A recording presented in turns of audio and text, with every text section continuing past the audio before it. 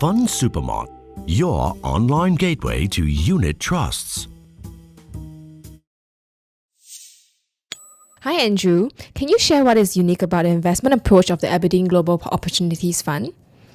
Yeah, I think what's important to distinguish is what is and is not unique about the approach that we take. The first thing I'd say is that we spend a lot of our time going to see companies and researching the businesses that we're going to invest in. That in itself is not unique. A lot of fund managers do that. And the second thing is that we prefer quality businesses, so businesses that have good returns on capital, who are strongly financed, and have good growth opportunities. Again, not unique, but things that we focus on. What I think is certainly unique about the way that we go about investing in businesses is that we take a very holistic approach to looking at the risks of those companies. So we're not just looking at, for example, the risks around the industry itself, but also at the risks internal within the company. So governance risks, for example, looking at the risks of management making bad decisions and how they mitigate those risks. And also, how good is their own risk management with regard to environmental and social and governance issues? So we spend a lot of time doing due diligence on these aspects, engaging with the companies that we invest in on those aspects. And oftentimes that engagement can lead to improvements within the company, which we think over the long term should mitigate some of those risks from occurring. So taking that very long-term engaged approach is something which we think is very unique to Aberdeen. Which countries or sectors do you see the most potential? Well, we see a lot of potential. One of the great things about managing a global fund is you can invest anywhere. And to that end, we really do take that approach. One of the areas in which we have probably more investments than many of our peers is in a number of emerging market financial companies.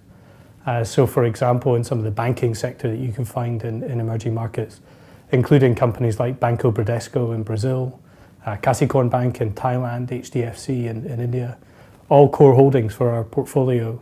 And one of the reasons we like those businesses is because for the very long term, they've got great structural growth drivers. And over the past, they've proven themselves to be very good at mitigating risk during difficult times.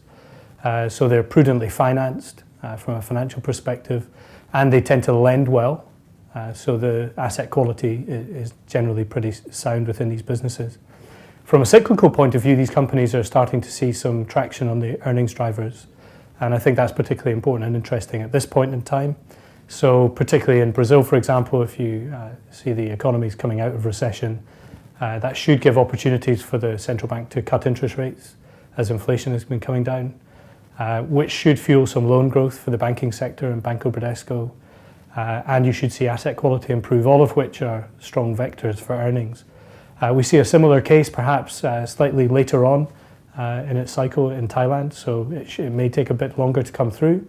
But in the case of Kasikorn Bank, you're paying about 1.2 times price to book for a business which, as those earnings drivers comes through, should see an improvement in its return on capital. What are the key risks you see on the horizon? Well, I mean, that's a phenomenal question because there's so many, and I think certainly investors this year have come to recognise that a great deal of the risks that people face in investing these days are macro risks, and they are in many cases probably to more of a degree today than they were this time 2 years ago in developed markets. And certainly this year we've seen the rise of political risk. Very clearly post the Brexit vote, the impact that could have in the Eurozone, where we in the next year are facing a raft of elections across France, Germany, Italy, and the Netherlands, all of which have rising alternative parties. So politics is not as straightforward as it used to be, and it's certainly not as centrist as it used to be in Europe. But that also goes for the US, of course, where we have an election coming up in the next couple of weeks. And so, again, clearly you've seen the rise of more alternative policies. And the rhetoric has become much, much more angry. And that's not just the US, but also in Europe as well. And I think ultimately what that means is that it's very difficult post these elections for harmony to be restored because people have significant vested interests in the views that they've aired, and there has been a lot of commitment to certain stances. Aside from that, one of the key things that investors continue to focus on, and rightly so, is monetary policy. And any hint that the Fed is potentially going to raise interest rates more fast than expected would clearly be a risk for many investors.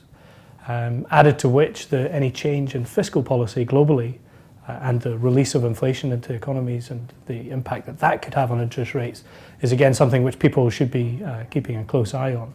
From our perspective, we spend our time looking at the companies that we invest in. So we hope to invest in companies who are able to mitigate some of these risks by being good corporate citizens and continuing to invest in their own businesses to take advantage of growth opportunities. So from our perspective, nothing changes. The US presidential election has been the talk of town. How do you think the outcome will impact global equity markets? That's extremely hard to say. One thing that we have seen already is that the market has started to price in certain potential outcomes. So for example, this year in the global equity market, you'll notice that healthcare has been the worst performing sector. And really that comes on the back of the potential of a Clinton win and some of the rhetoric that has come out on the back of that around drug pricing. So pharmaceutical companies generally have been pretty weak this year, particularly in the US. And that's clearly the market starting to price in any potential change in power in the US.